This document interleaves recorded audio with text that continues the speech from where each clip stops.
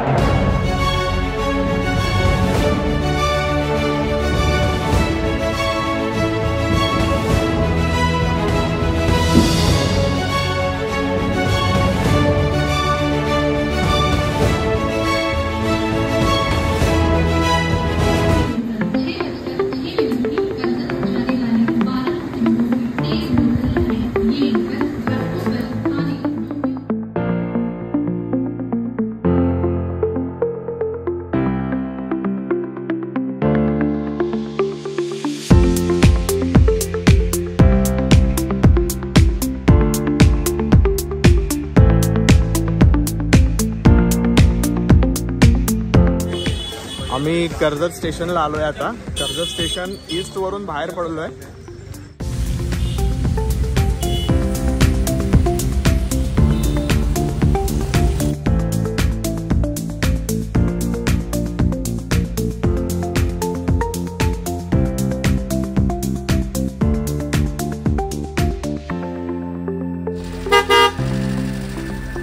मित्रांनो आम्ही या टॅक्सीने आलो कर्जत स्टेशन वरून। आता थोडी पेट पूजा करून आम्ही या रस्त्याने पेट उर्फ कोथळीगड किल्ल्यावरती जाणार आहोत। मित्रांनो पार्किंगच्या इकडनं आपण चालत आलो ना, त्याच्यानंतर इथे हे दोन रस्ते लागतात। एक रस्ता सरळ जातो आणि एक असा डाव्या हाताने वर जातो। या रस्त्याने आपल्याला ह्या बोर्डकडून लेफ्ट साइड घेऊन सरळ वर जायचं आहे कोथळीगडकडे। चला आपण कोथळीगडकडे जाऊया।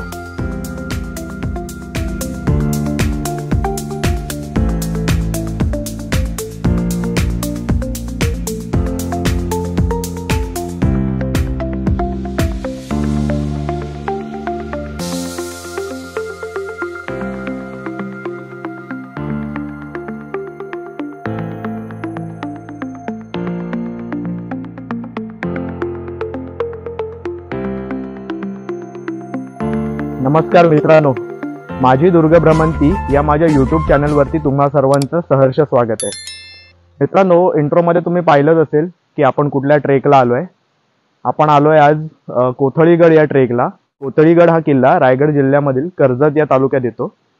इथे कसं यायचं सर्वप्रथम ते मी तुम्हाला सांगतो। जर तुम्ही ट्रेनने येणार असाल तर तुम्ही नेरळ किंवा कर्जत या रेल्वे स्टेशनला उतरा। कशेळी हे इथलं मेन म्हणजे दोन्ही गावांना कर्जत आणि नेरळला जोडणारा दुवा आहे। जर तुम्ही एसटी ने येणार असाल तर कर्जत वरून सकाळी 8:40 ची एसटी आहे इथे आंबिवली किंवा कशेळी इथे यायला। कशेळी इथे उतरून तुम्ही टमटमने आंबिवली इथे येऊ शकतात। जर तुम्हाला एसटी नाही मिळाली, कारण एसटीच्या फ्रिक्वेन्सीज खूप कमी आहेत, तुम्ही तिथनं टॅक्सीने येऊ शकता। इथे तुम्ही टॅक्सीने आलात तर इथे डायरेक्ट आंबिवली इथे या।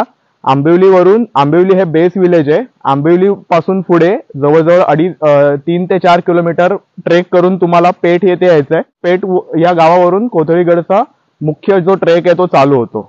तर मी आज आता आलोय कोथळीगडला। तुम्ही पाहू शकता तिथे हा थोडासा घाटासारखा रस्ता आहे आणि इकडनं आम्ही आता वर जाणार आहोत। तर माझ्यासोबत आज 9 जण आहेत, मी पकडून 10 जण। चला आपण आपल्या कोथळीगड या किल्ल्याकडे मार्गस्थ होऊया। मित्रांनो आपली कोथळीगडची दुर्ग भ्रमंती चालू आहे। आम्ही आता एक जो घाटवाटेचा रस्ता होता तो आम्ही चढून आता थोडा उतरणीला लागलोय। माझ्यासोबत या ट्रेक मध्ये 9 जण आहेत। आम्ही टोटल 10 जण आलेलो आहोत कोथळीगडच्या ट्रेकला। आता मी थोडं मालवणीत बोलतो कारण आपले गाववाले असत माझ्या वांगडा। तर आपलो वैभव परवा आपल्या बरोबर मोस्टली सगळ्या ट्रेक मध्ये असता आणि आपलो मालवणचो दशावतारी नाटकात तो हळूहळू फेमस होता कृष्णा मिराशी है बघ मरे. या कसा वाटता भरपूर दिवसांनी ट्रेक करून तुमका दोघांका? पहिलं ट्रेक आहे बाबा. हा एक एकान बोला बोला. या सीझनचं पहिलं ट्रेक हा जरा बरा वाटता. खूप कल्ल वाटाव. हा पाय दुखतात कारण ते संध्याकाळी करतात. वैभव कसा वाटता वैभ्या? आणि आता इलेले होते पोटा बिटा सुटली असता काय त्यामुळे आज या सीझनचं पहिलं ट्रेक आणि बघूचा लागतं किती स्ट्रेंथ अजून बाकी आहे. सह्याद्रीतील डोंगरदऱ्या, नदी नाले, धबधबे हे सर्व थोडा वेळ नजरेत साठवत निवांत येथे बसून राहिलो. सह्याद्रीच्या या शांततेशी समरस होताना नकळत आतून एक वेगळीच सकारात्मक ऊर्जा जाणवायला लागली. जंगलातील प्रत्येक गोष्टीशी समरूप होताना इथली पाण्याची झुळझुळ, पाखरांचा आवाज ह्या सर्वांचा अनुभव तुम्हाला घ्यायचा असेल तर सह्याद्रीतील पावसाळ्यातील हा ट्रेक नक्कीच करावा लागतो. तर मित्रांनो, आपण इथे पेठवाडीत पोहोचलेलो आहोत आणि इथे समोरच दिसतोय तो आपला कोथळीगड, जिथे आपल्याला वरती जायचं आहे.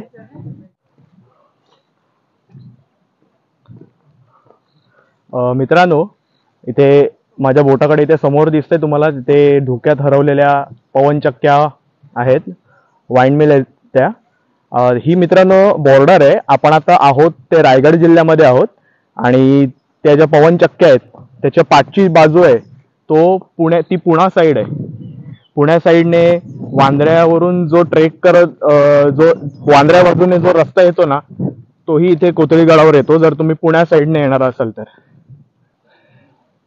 या रस्त्याने तुम्ही आलात ना, हा भटकंती ॲडव्हेंचरचा बोर्ड पाहिला, तिकडनं हा जो उजव्या हाताने जो वरती रस्ता जातो ना तिकडनं आपल्याला या पेठच्या किल्ल्यावरती, कोथळीगड किल्ल्यावरती जायचं आहे. तर चला आपण दुर्ग भ्रमंती सुरू करूया.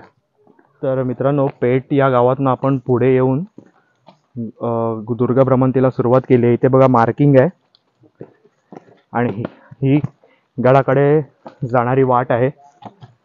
माझे सहकारी वरती जात आहेत, ते बघा पुढे, काही मागे आहेत. तर चला आपण ही दुर्ग भ्रमंती कंटिन्यू करूया. मित्रांनो, या इथे गेल्या महिन्यात जो पहिला पाऊस आला ना तेव्हा इथे लँडस्लाईड झालेलं, भूस्खलन झालेलं. इथे आपण पाहू शकता ते खाली असं इथपर्यंत वरचा जो दगड वगैरे खाली आलेले आहेत. इकडे पावसाळी ट्रेकिंग करताना सांभाळून ट्रेकिंग करा, हे ॲक्सिडेंट होण्याचे खूप चान्सेस असतात.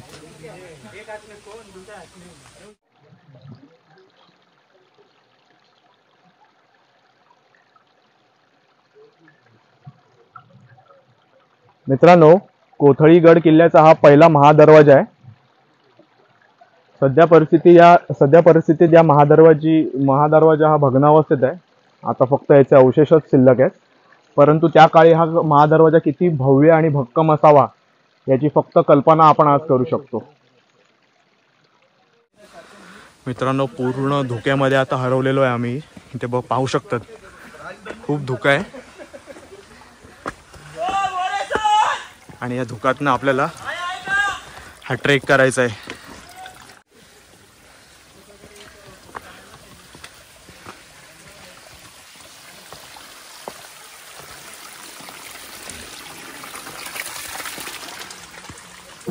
मित्रांनो, कोथळीगड या दुर्ग भ्रमंती करताना वाटेत अनेक वेळा थकायला झाले, परंतु इथल्या निसर्ग सौंदर्याने आम्हाला इतकी भुरळ पाडली की तो थकवा कुठच्या कुठे निघून गेला. आपल्या नेहमीच्या धकाधकीच्या जीवनात आपल्याला असे निसर्ग सौंदर्य कुठे अनुभवायला मिळते, परंतु हे निसर्ग सौंदर्य आपल्याला फक्त सह्याद्रीतच अनुभवायला मिळते. त्यासाठी आपल्याला एकदा तरी या सह्याद्रीच्या कुशीत यावेच लागते, एक गिरिभ्रमंती करावीच लागते. मित्रांनो, इथे एक तटबंदी लागली आहे. हा इकडनं झाडीतनं रस्ता आम्ही पार करून आलो. ही एक गडाची तटबंदी आहे आणि आपण भैरवाच्या गुफेकडे आलो आहे. हा एक दरवाजा आहे, हा दुसरा दरवाजा लागला आहे आपल्याला. मगाशी खाली एक दरवाजा होता, हा दुसरा दरवाजा आहे, पण हा सुद्धा ढासळलेला अवस्थेत आहे. हे बघा इथे दरवाजा अडकवायला आहे आणि इथे कडी अडकवायला आहे. हे बघा, त्या काळी हा भव्य असा दुसरा दरवाजा होता, परंतु आताच्या घडीला तो भग्नावस्थेमध्ये आहे. आपल्याला आता इथे असणाऱ्या या भैरोबाच्या गुफेकडे जायचंय. भैरवाच्या मंदिराकडे चाललो आहे आपण. इथेच पुढे एक गुफा आहे.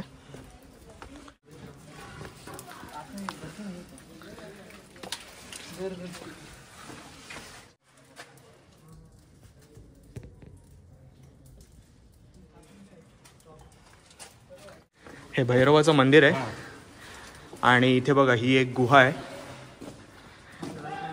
या गुहेमध्ये 40 ते 50 जण आरामात राहू शकतात एवढी प्रशस्त गुहा आहे ही.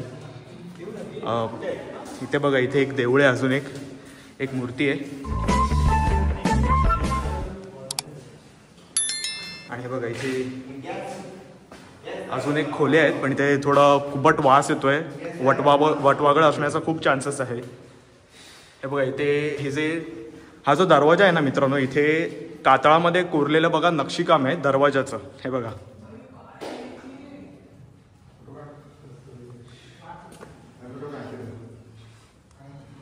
इथे अजून एक खोली आहे आतमध्ये. इथे खांब आहेत ना, या खांबावरती सुद्धा बघा प्रशस्त असं इथे कोरलेलं आहे बघा छानपैकी. अंधार आहे त्यामुळे असं पटकन दिसत नाही इथे.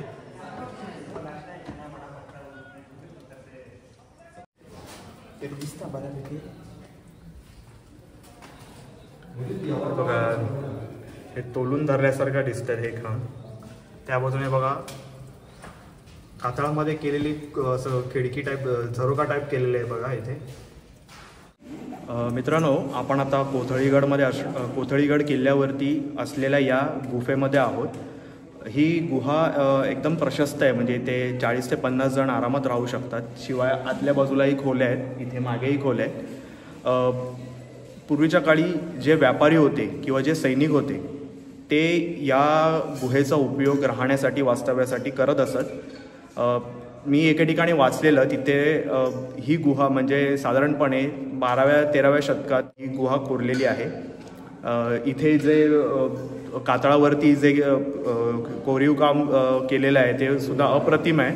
आता काळोख असल्यामुळे आपण ते एवढं पाहू नाही शकत आहे, पण छान आहे. आता मी पाहिलं तर कोथळीगड या किल्ल्याची खासियतच ही आहे की ही इथे असणारी एक गुहा आणि त्यानंतर अखंड कातळातून म्हणजे कातळाच्या पोटातनं जो खोदून तयार केलेला मार्ग आहे जो आपल्याला किल्ल्याच्या वर घेऊन जातो, टॉपवरती घेऊन जातो.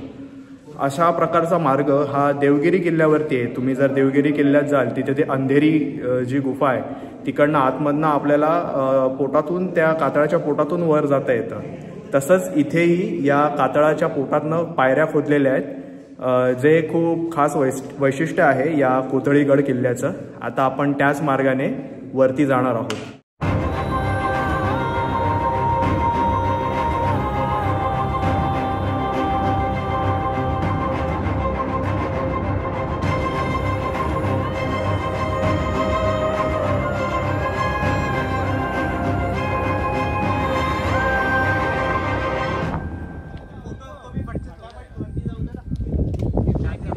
मित्रांनो ही कोथळीगड किल्ल्याचा हा जो बुरुज आहे हा एवढासाच भाग शिल्लक आहे. पाठीमागून त्याची तटबंदी सगळी ढासळलेली आहे.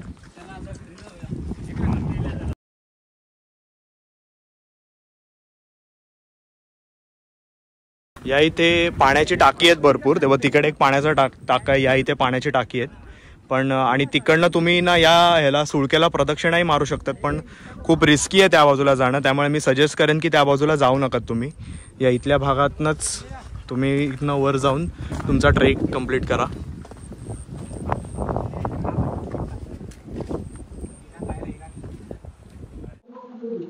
मित्रांनो आता आपण कोथळीगडाच्या या सुळक्याच्या पोटातनं आपण वरती जाणार आहोत. जसं आपण देवगिरी किल्ल्यामध्ये अंधारी मधून आपण वरती जातो माथ्यावरती, तसंच आपण या कोथळीगडाच्या पोटातनं वरती जाणार आहोत. मी तुम्हाला दाखवेन आता या व्हिडिओमध्ये की कसं त्या काळातील लोकांनी इथे कोरलेल्या आहेत, अखंड कातळातनं पायऱ्या खोदल्यात आणि ही वाट वरती जायला तयार केलेली आहे. तर चला आपण आता कोथळीगडच्या टॉपवरती जाऊया. हे पहा इथे तुम्ही पाहू शकता इथे पाण्याचा टाका आहे.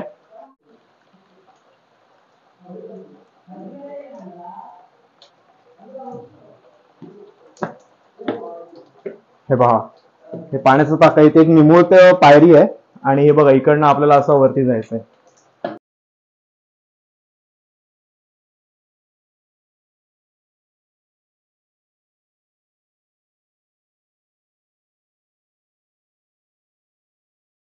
हे बघा इथे तुम्ही पायऱ्यांवरती आणि इकडे कातळावरती चिन्नी हातोड्याचे घाव पाहू शकता इथे. म्हणजे फक्त हे दगडातनं कोरलेलं आहे. ही पहा इकडनं जायला वरती वाट आहे. इकडे सैनिकांसाठी राहण्याची सोय आहे, देवड्या ज्या बोलतात तसं.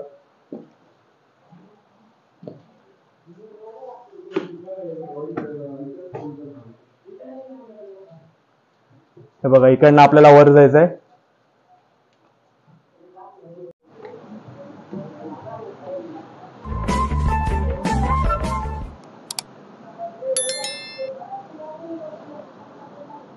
बापरे, या पायऱ्यांची ही उंची बघा केवढी मोठी आहे. एका फटक्यात तुम्ही पटकन वर जाऊच शकत नाही, तुम्हाला खूप थकायला होणार.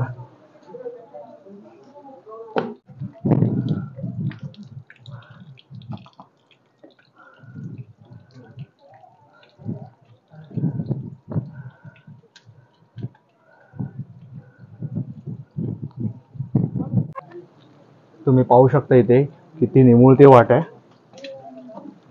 हे बघा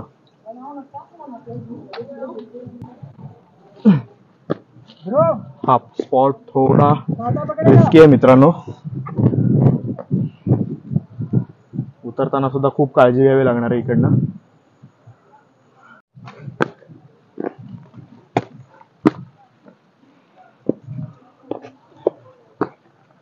हाय हस्की सारखा दिसतोय डॉगी. तर मित्रांनो आता आपण आलो आहे या कोथळीगड किल्ल्यावरील महादरवाजाकडे. माझ्या पाठी तुम्हाला दिसतोय हा कोथळीगड किल्ल्याचा महादरवाजा आहे आणि हा सुस्थितीत असलेला हा महादरवाजा आहे. या किल्ल्यावरती टोटल 3 दरवाजे लागतात, त्यातले 2 दरवाजे हे ढासळलेल्या अवस्थेत आहेत, परंतु हा दरवाजा सुस्थितीमध्ये आहे. इथे माझ्या बाजूला बघा इथे हे गणपतीचं शिल्प आहे, कोरलेलं आहे ही मूर्ती, परंतु त्याची सोंड नाहीशी नष्ट झालेली आहे. आणि इथे शरभ शिल्प आहे. शरभ शिल्प माझ्या तुम्ही अगोदरच्या व्हिडिओमध्ये पाहिलं असेल, हा मायथॉलॉजिकल प्राणी आहे. ह्याच्या हातात आणि पायाखाली हत्ती दाबलेले असतात, म्हणजे हे सामर्थ्याचं प्रतीक आहे. त्याच्यावरून आपल्याला कळतं की हा किल्ला किती प्राचीन असावा. तर असा हा महादरवाजा आहे आणि आता मी महादरवाज्यातनं किल्ल्यामध्ये प्रवेश करणार आहे.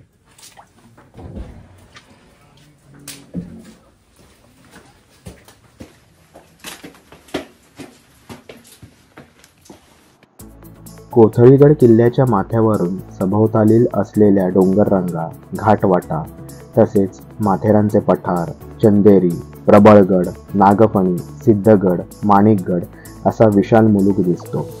प्राचीन काळी या कोथळीगड किल्ल्याचा उपयोग आजूबाजूच्या प्रदेशांवर लक्ष ठेवण्यासाठी केला जायचा.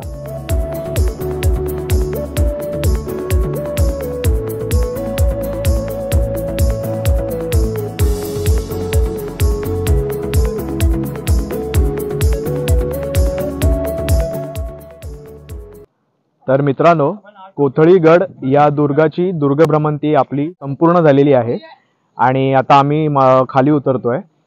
हा किल्ला आम्ही पूर्णपणे फिरलो.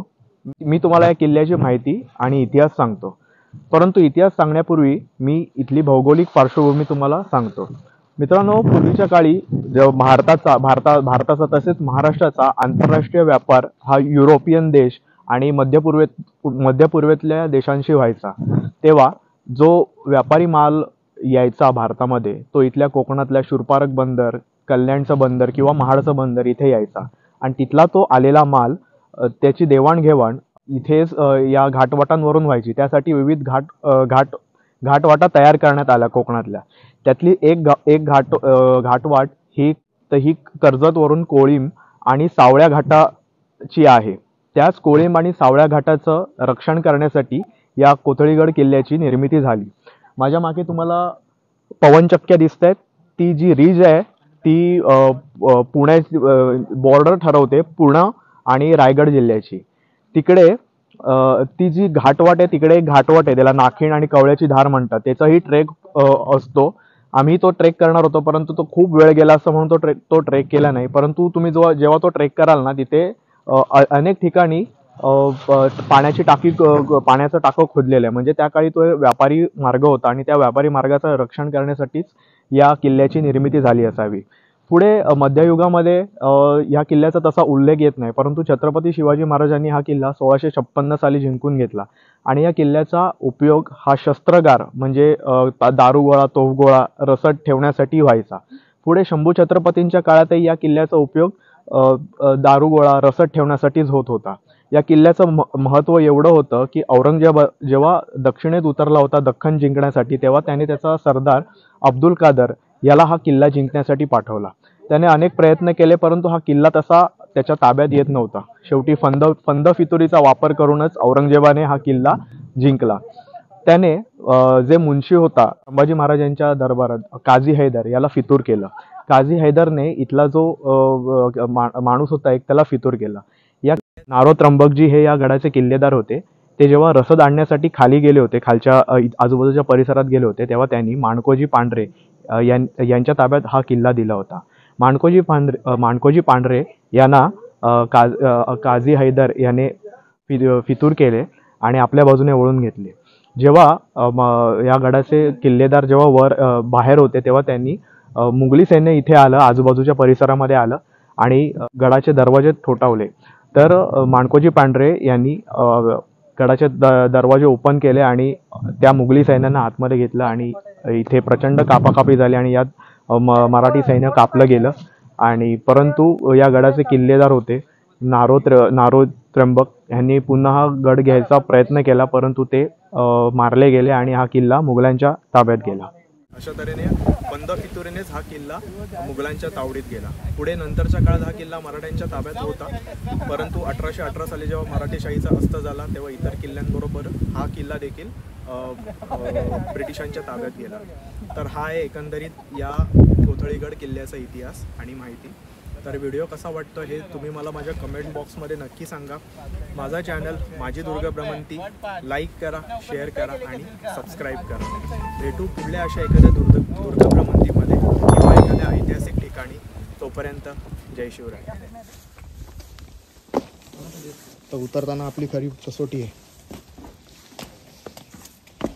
महादरवाजा. मित्रांनो, आपण स्वर्गात आलेलो आहे. बघा, सह्याद्रीला स्वर्ग.